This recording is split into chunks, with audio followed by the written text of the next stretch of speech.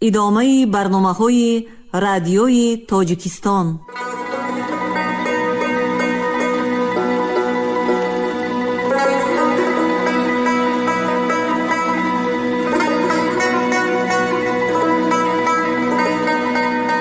السلام علیکم شنونده های گرامی، با توجه شما گفتاری ادبی از سلسله خوانش بدیعی اثری نویسنده بزرگ تاجیک صدرالدین عینی، یادداشت‌ها در قرائت عبدالرشید خوجامقلو. قسم دوم، گفتار 24. این خانه ز خشتی کهنه انداختم، در وی جشن ز رفتگان ساختم. تا اهل زمان ما بدانند که من یک عمر جوانی به چی ره باختم. مؤلف.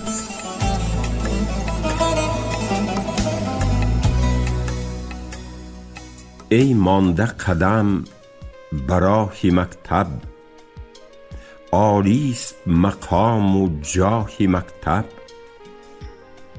مکتب سببی حیات باشد، مکتب سببی نجات باشد. مکتب به تو عقل و هوش بخشد، مکتب به تو شهد و نوش بخشد. مکتب به تو داد علم و آداب، مکتب به تو داد در نایاب. برخیز گذار خواب خود را، برگیر به کف کتاب خود را. رو از همه پیشتر به مکتب، شوق است اگر تو را به مکتب. سعی بنما و علم و آداب، بهتر ز شریک خویش دریاب. تا در دو جهان عزیز باشی، با دانش و با تمیز باشی.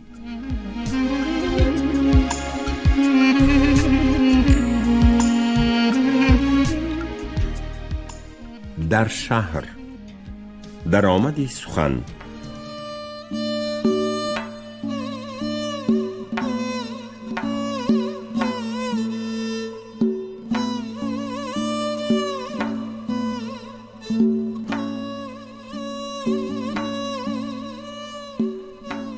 از بس که بیشترین وقتهای زندگانی مرا در شهر مدرسه اشغال کرده است، لازم دانستم که پیش از بیان کردن این قسم یادداشت‌های خود درباره مدرسه های بخارا، ترتیب زندگانی اهل مدرسه، پروگرام درس های آنجا، طرز تعلیم مدرسان آن وقت، طریق آموزش طلبگانشان و عموماً درباره آن چیزهایی که به مدرسه های بخارا دخل دارند معلومات کوتاهی داده گذرم. این معلومات مختصر برای همین هم لازم است که بسیار همزمانان جوان ما درباره مدرسه ها عموماً و درباره مدرسه های بخارا خصوصاً کم می دانند یا بعضی چیزهای تخمینی می دانند که بیشترین آن چیزها به حقیقت تاریخی مخالف است. چنانچه بعضی کسان از من می پرسند که شما کدام مدرسه بخارا را تمام کرده برآمدید؟ بعضی ها می پرسند که شما در مدرسه به کدام علم تخصص پیدا کردید؟ این گونه پرسش ها همین را نشان می دهند که پرسنده اول مدرسه های بخارا را مانند اونیورسیتیت های زمان ما گمان کرده است و پنداشته است که هر طلبه به یک مدرسه در آمده باید در خوابگاه عمومی وی زندگانی نموده، در درسخانه وی در پیش مدرسان مخصوصش تا تمام کردن همه سالهای تحصیل درس خوانده باشد.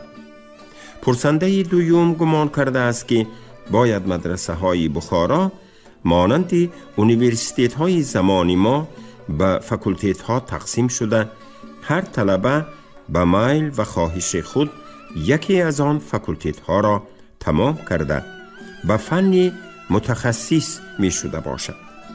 اما این گونه سؤال ها به کسانی که در مدرسه های بخارا خواندند یا اینکه از احوال آنها درست و پرره خبردار شده اند خنده آور می نمایند. در هر حال این درآمدی سخن خواننده را از بسیار شبهه ها می برارد و در وقت مطالعه یادداشت ها او را به اشتباه های نو به نو نمی اندازد.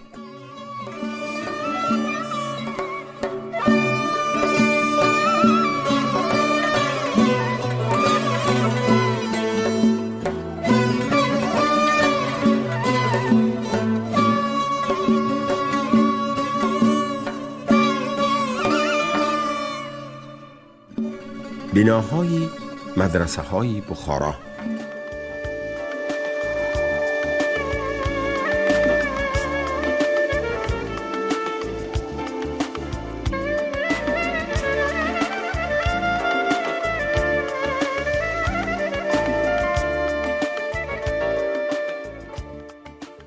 بناهای مدرسه های بخارا مانند مدرسه های دیگر قسم آسیای میانه بیشترین 2 آشیانه و بعضاً 1 آشیانه بوده.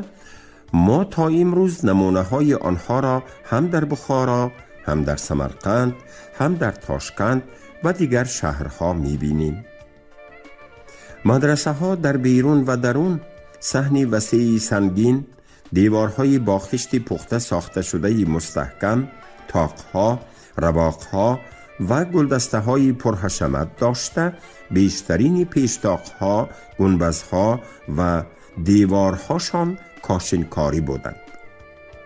اما جای باششگاه اساسی که حجره های آنها بودند در غایت تنگی و تاریکی بوده، بیشترین برای خواب و خیز 2 کس به زور کفایه می کردند. بیشترین این حجره ها 1 دره و پیش رواق بوده.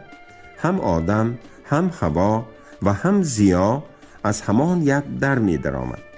به اعتبار اکثریت جای آشپزی، هیزم و انگشتگذاری و دست و روشویی هم در پایگاه همین حجره های تنگ جای گیرانده شده بودند. ساخت مدرسه های کهنه با حشمت و شکوه بیرونی و تنگی و نابابی درونیش، اگر این تشبیه را خوانندگان مناسب دانند، به ساخت زندگانی فیادلی مانندی داشت که وی هم ظاهراً پرتنتنه و باطناً تماماً خراب بود. در این بناها ریا، نفاق و ظاهر پرستی فیادالیسم گویا تماماً عکس کرده بودند. مدرسه ها را از گذشتگان بعضی حکمداران و بایان که یا علم دوست بودند و یا شهرت پرست ساخته در راه خدا وقف کردند. این چنین به اینها زمینهای کارم، سرایها، دکانها، حمامها و عموماً یک چیزی درآمدناکی نجنبنده غیر منقول را به مدرسهشان وقف کرده، درآمد آن چیز را اول به تعمیر و شکست و ریخت بنا و بقیه‌اش را به طلبه ها، به امام و مدرس و به دیگر کسانی که در خدمت آن مدرسه دخل دارند با سهم‌های معین تخصیص کردند. در زمان پیش بعضی مدرسه ها کتابخانه مخصوص هم داشته است که بانی ها کتاب های درکاری را خریده در آنجا گذاشته به کتابخانه‌دار هم از وقف مدرسه سهم تعیین کردند. در وقفنامه مدرسه و جاهای درآمد دهنده وی با زبان عربی و با حجت‌های دینی عبارت‌های زیرین نوشته شدگی بودند: فروخته نمی شود، به کسی بخشیده نمی شود، به کسی وصیت کرده نمی شود و به میراث گذاشته نمی شود و کسی که این گفته ها را تغییر دهد لعنت خدا، لعنت پیغمبر خدا و لعنت تمام ملائکه ها بر وی باد. اما با همه این تأکیدها و ترسانیدنهای دینی در بخارای امیری که از جهت شهرت دینداریش صفت شریفی را به خود بسته بود، حجره های مدرسه ملک خصوصی شده در خرید و فروخت در آمده بودند.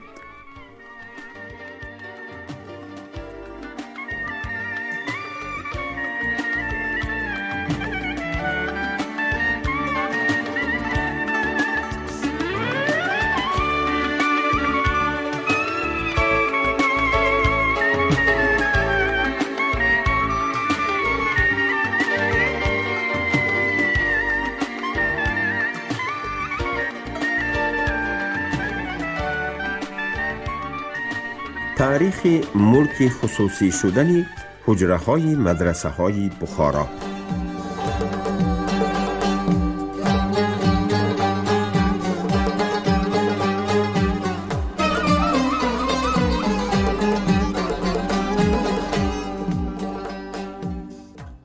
در آخرهای دوره حکمرانی استرخانیان، خصوصا در زمان عبدالفیض خان 1708-1747، مدرسه های بخارا و سمرقند تماما ویران و خراب شده بودند. مدرسه های سمرقند پادخانه و مدرسه های بخارا غریبخانه گردیده بودند. در مدرسه های این دو شهر هم در کاغذگیر، در پرده و دیگر اسباب های چوبین نمانده، حجره ها شکل سغانه های ویران را گرفته بودند. زمین های وقف این مدرسه ها ناکارم شده یا اینکه ملک خصوصی یگان بای یا تنخواه یگان عملدار گردیده مانده بود. از بس که سودا، تجارت و صناعت هنرمندی قریب تماما برهم خورده بود، سرای و تجارت خانه های وقف از درآمددهی برآمده بودند. این خرابی در اولهای دوره منقیتیان نیز دوام نمود. وقتی که از سلاله منقیتیان امیر شاه مراد معصوم بی به سر کاری حکمرانی آمد و با تعصبی سختی دینی هم باشد، در مملکت بخارا و سمرقند بعضی اصلاحات را به عمل آورد. از این جمله زمین‌های کشت را نسبتاً آباد و بازارها را جاری نموده، وقفی باطل شده رفته را هم از سر نو برقرار کرد. اما مدرسه ها از جهت ویرانیشان قابل استقامت نبودند. نه خزینه حکومت مبلغی بر زیادی داشت که آن بناهای ویران را تعمیر نماید و نه درآمدی وقف نو جاری کرده شده به درست کردن شکست و ریخت آنها می رسید. بنابراین امیر شاه مراد درباره تعمیر حجره های مدرسه به مضمون زیرین یک فرمان اعلان کرد. هر طلبه‌ای که یکی از حجره های مدرسه را با خرج و مهنت خود آباد کرده در وی نشیند، آن حجره از آن وی باشد و هر وقت که او خواهد با گرفتن مبلغی در تعمیر صرف کرده اش می تواند آن حجره را به طلبه دیگر گذراند. این تدبیر نتیجه خوب داده در مدت 2-3 سال مدرسه های بخارا و سمرقند آباد شدند و چندین سال از طلبه به طلبه دیگر گذشتن حجره ها با گرفتن بدل اصلی تعمیر به عمل می آمد. اما وقتی که زمین های وقف سیر درآمد گردیدند، سرمایه استثماری در مدرسه راه یافت و خرید و فروش حجره ها نه به بدل مبلغی در تعمیر صرف شده، بلکه به اندازه درآمدی از وقف داشتهش بالا رفتن گرفت. در این وقت برای به حجره مدرسه صاحب شدن شرط طلبه بودن برهم خورده، هر پولدار می توانست که از 1 تا 10 و زیادتر از آن حجره های مدرسه های سیر درآمدی بخارا را به دست درآورد. اما در خرید و فروش حجره ها همان ترتیب اولی به صفت حیله شرعی برقرار ماند. کار به درجه رسید که یک تقاره پرهیزی، ظرف آبریزی و یک در پرده کاغذی را یک پولدار به 20,000 و 30,000 تنگه می خرید. حتی حجره های مدرسه جعفر خواجه که چوبین بوده رفته رفته خراب شده، قابلیتی باششگاهی خود را تماما برهم داده بود، نه در پرده داشت و نه تقاره آبریزی. بنابر سیر وقف بودنش تا 50,000 تنگه سودا می شد. در وی هر پولدار با تقاره و در پرده نبودهش مبلغی مذکور را می داد و قاضی کلان هم در وثیقه همین گونه سودا مهر پخش کرده مهرانه می گرفت. اما حجره های پیش مسجدها را که وقف نداشتند و حجره های سری مزارها را که وقفهاشان پادشاهی شده بودند، هرچند عمارت خوب و تیریزه های شیشگین داشته باشند هم کسی نمی خرید. بعد از اشغال شدن سمرقند از طرف عسکران پادشاهی روسیه، این حال در آنجا برهم داده شده باشد هم این احوال خنده آوری فاجعه آمیز در مدرسه های بخارای امیری که در همه بیمزگی های خود مستقل بود تا انقلاب بخارا جاری ماند. در بخارای امیری که ده ها مدرسه های کلان و صدها مدرسه های خرد داشت، سبب در بدر و بی سرپناه گشتن طلبه های قشاق اکنون باید به خواننده معلوم شده باشد.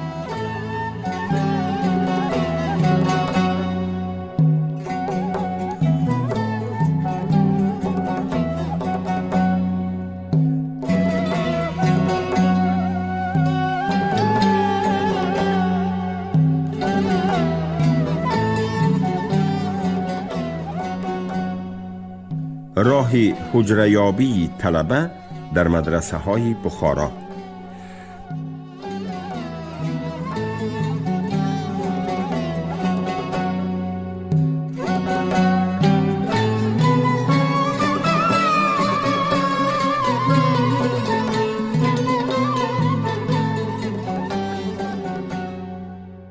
طلبه در مدرسه های بخارا اگر پول داشته باشد حجره ای را خریده جایگیر می شد. اگر به خریدن حجره پولش نرسد حجره ای را استقامت گرو می گرفت. معنی استقامت گرو این است که طلبه به صاحب حجره مثلا 1,000 یا 30,000 تنگه نسبت به خوبی حجره و در مرکز شهر بودن مدرسه زیادتر و یا کمتر شدن این مبلغ ممکن است داده در حجره وی جایگیر می شد. صاحب حجره از آن مبلغ به طریقه تجارت یا اینکه سودخوری فایده می برد. هر وقت که گرفده یا گروگیر خواهد مبلغ و حجره به صاحبانشان گردانده شده میانشان کشاده می گردید. اگر طلبه به گرو گرفتن هم قادر نباشد به طرز ضیافت یا با یگان راهی دیگر به صاحب حجره منفعت مادی رسانده در حجره وی استقامت می کرد.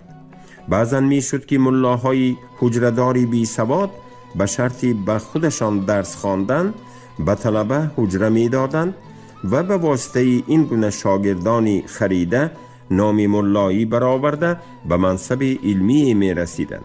هیچ نباشد از تهمت بی سوادی خلاص می شدند.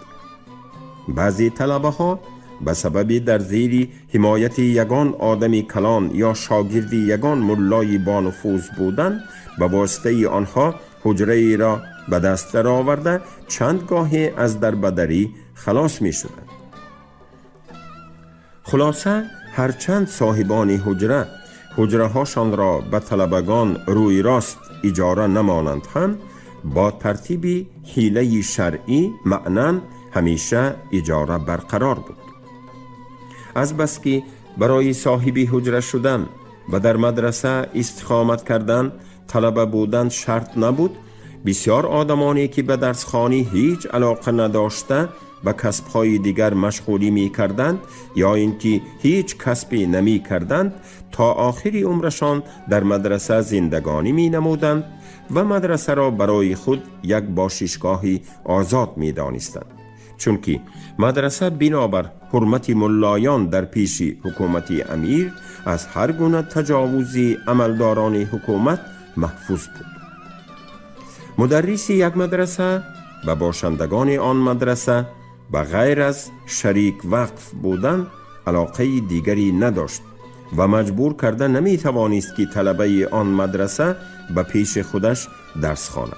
بنابراین طلبه یک مدرسه با دلخواه خود به پیش مدرس یگان مدرسه دیگر یا به پیش یگان ملای دیگر می توانست که آزادانه رفته درس خواند و اگر آن ملا به دلش ننشیند می توانست که او را پرتافته به پیش ملای دیگری رود.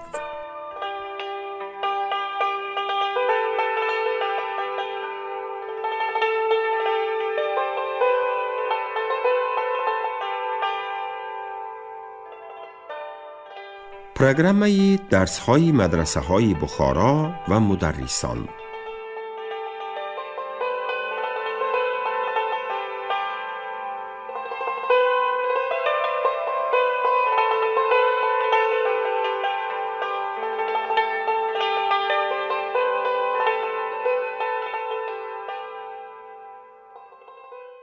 در مدرسه‌های بخارا اساساً علم‌های زیرین می‌گذشت: صرف و نحو زبان عربی، منطق، عقاید اسلامی، علم کلام، حکمت طبیعی و الهی، فقه اسلامی، طهارت، نماز، روزه، جنازه، مسئله های حج، زکات، خرید و فروش، غلامداری، غلام آزاد کنی، زنگیری و زن سردهی و مانند اینها که در عملیات دینی یا اینکه در معاملات جمعیت عاید است.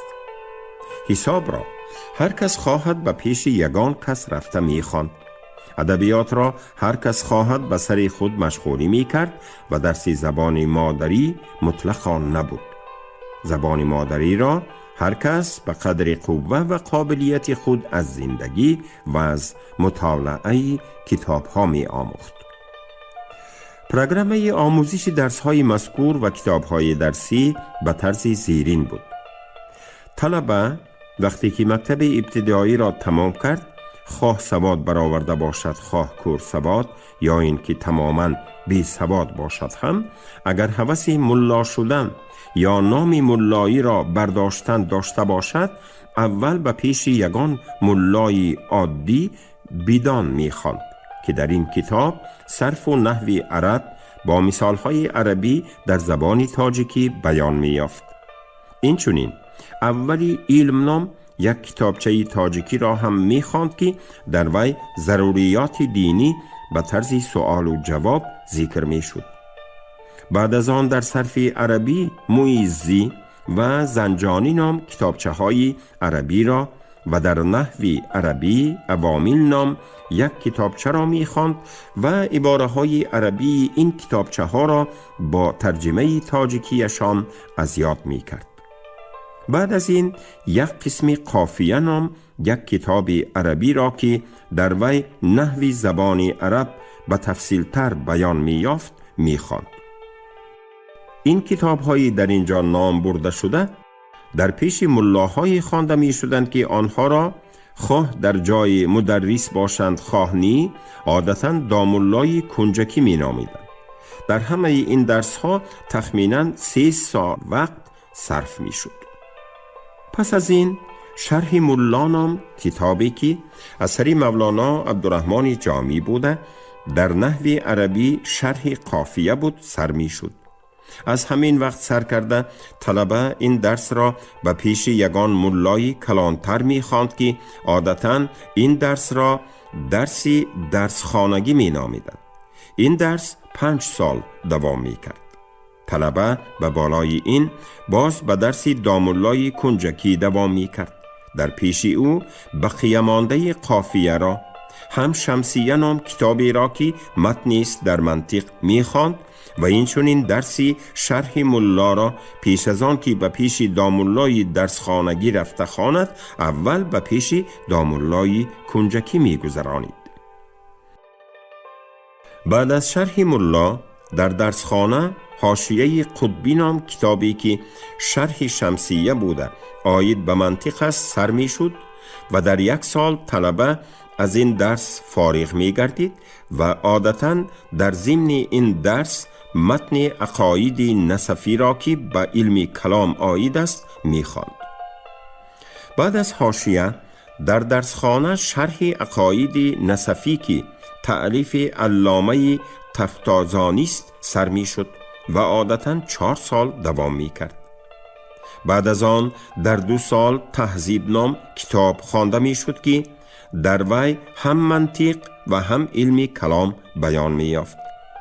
از پس این در 2 سال حکمت العین نام کتاب خوانده می شد که در وی حکمت طبیعی و ما فوق طبیعت بیان می یافت. نهایت در آخر ملا جلال نام کتابی در 2 سال خوانده می شد که وی هم به علم کلام آید بود و در روز تمام کردن مدرسه از حدیث پیغمبر 1 حدیث خوانده شده دامالله به شاگردان خود درباره درس گفتن از آن چیزهایی که در پیش او خوانده است و هم از آن چیزهایی که در پیش او نخوانده است مانند تفسیر قرآن، حدیث پیغمبر و دیگر درس‌های دینی اجازت می‌داد. مدرسه های بخارا به مدرسه دینی بودند و ملاهای بخارا به عالم متخصص علوم دینی بودند شهرت داشتند و به این سبب بخارا نه تنها به آسیای میانه بلکه به مسلمانان داخل روسیه هم و تاتارها و باشقردان هم نفوذ دینی داشت. با همه این جای تعجب این است که غیر از علم کلام که سخلاستیکای عصر میانگی بود دیگر چیزی از علمهای دینی در پروگرام مدرسه های بخارا داخل نبود. هر کس هوس داشته باشد تفسیر قرآن، حدیث پیغمبر و فقه اسلامی را به طرز غیر رسمی در پیش یگان متخصص این علمها رفته می‌خواند.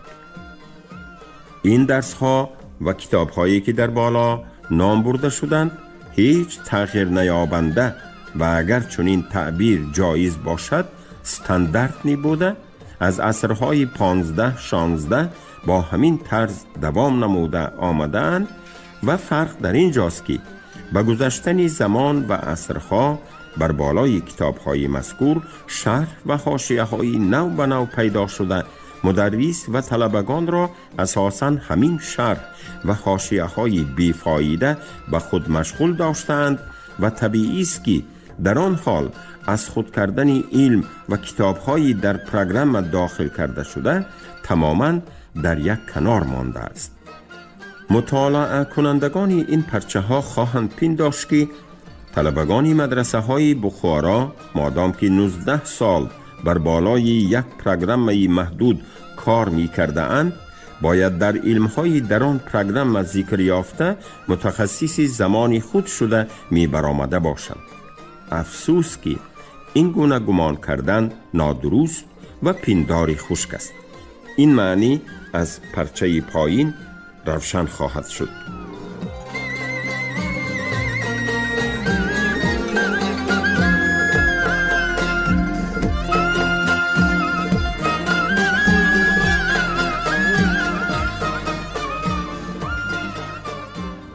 شما گفتار 24 را از روی اثر نویسنده بزرگ تاجیک صدرالدین عینی یادداشت‌ها شنیدید. راوی عبدالرشید خوجمقلوف، کارگردان شیرعلی نغزلی. پایان گفتار ادبی از سلسله خوانش بدیعی.